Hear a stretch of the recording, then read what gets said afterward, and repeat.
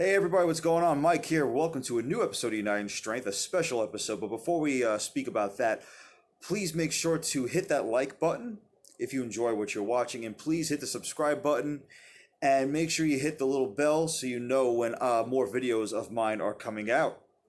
Make sure to follow me on social media. I'm on Instagram, I'm on Tumblr, and I'm also on Facebook. The links are down below in the description box. What a weekend it has been. This Friday, August 30th, we got the shocking news. It's kind of like the last thing anyone really expected to hear. Um, Honestly, the bodybuilding world, and especially this man's best friend, Arnold Schwarzenegger himself, will be reeling from the death of Franco Columbu for a long time to come.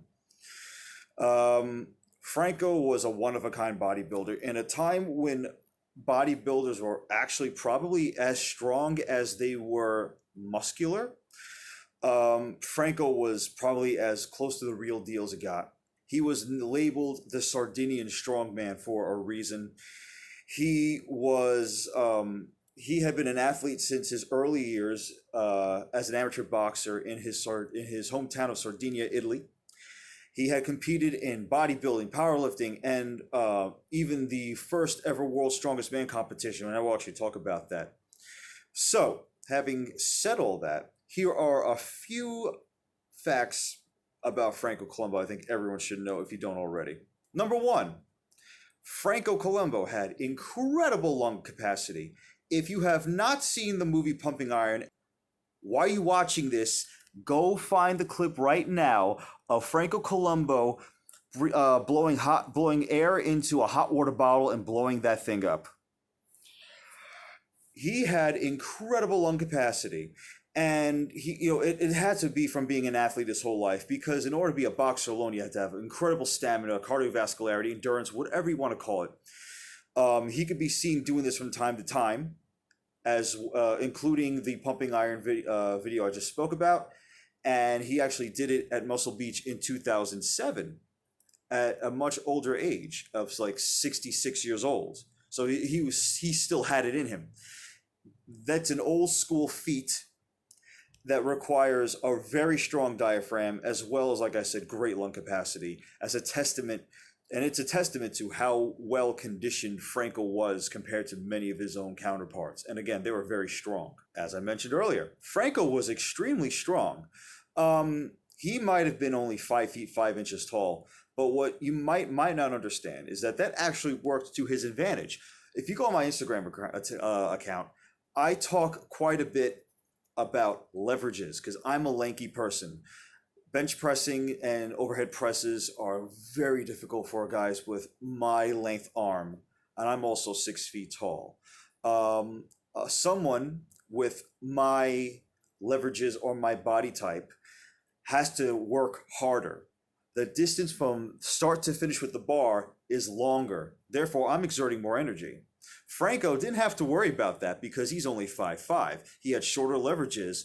So the bar pass, say with his deadlift, from the ground to his hips was minimal compared to my 410-pound deadlift back in June. So he actually is arguably even had a better chest than Arnold himself.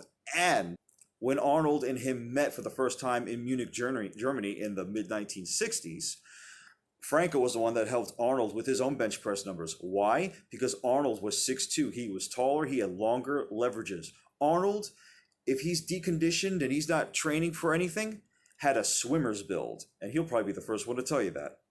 So Franco's numbers in competition were a 655-pound squat, a 525-pound bench press, and a 700-pound deadlift. Remember, he had shorter leverages, and therefore the muscle lays on the body parts differently than, say, on a lanky person. The world's strongest man. What were we just talking about? The 1977 World's Strongest Man. If you ever watched UFC in 1993, back when the Gracies owned it, they're the ones who started the UFC, by the way. The whole point was having various fighters of various different fighting style disciplines coming together and competing against one another. So you'd have submission specialist Ken Shamrock against a Taekwondo champion.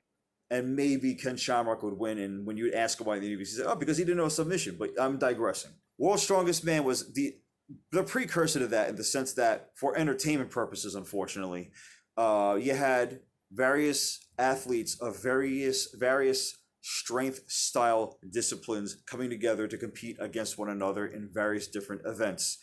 The problem with that was the fact that because you had various different types of athletes, no one was really ready for these type of events, especially bodybuilders. But Franco Columbu, nonetheless, and Lou Ferrigno, both in pumping iron, both competing against each other for the Mr. Olympia at one point or another, were the two people in the competition that represented the bodybuilding community.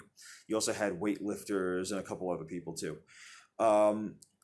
His history would show however, Franco dislocated his knee in a rather grotesque fashion during a refrigerator race, which would go on to be banned until 2004. He'd clearly have to retire from strongman after that, and he wouldn't be in action at all for 3 years because it'd taken that long to be 100% again. But having said that, he was probably the first man to have competed in the what you would guess in this case call the holy trinity of strength sports: powerlifting, bodybuilding, and strongman. All right, everybody, that is my quick tribute video to Franco Columbu. Short and sweet.